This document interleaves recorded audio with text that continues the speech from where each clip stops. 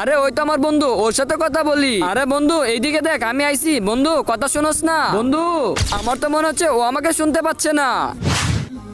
আরে ওই তো মুস্তাকিমের ছেলে, ওর সাথে কথা বলি। আরে কামরুল শোনো।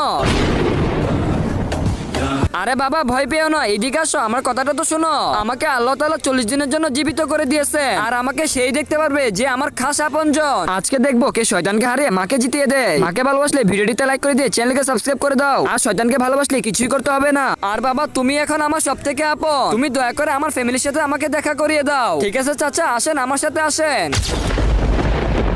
চাচা ওই দেখেন আপনার ছেলে বসে আছে। আরে শান্ত, তুমি এখানে বসে জুয়া খেলতেছো? তুমি কি ভুলে গেছো যে তোমার বাবা কত একটা ভালো মানুষ ছিল? তাতে তোর সমস্যা কি? আমি জুয়া খেলছি। তুমি তোমার বাবার সব সম্পদ এখানে জুয়া খেলে উড়িয়ে দিচ্ছ।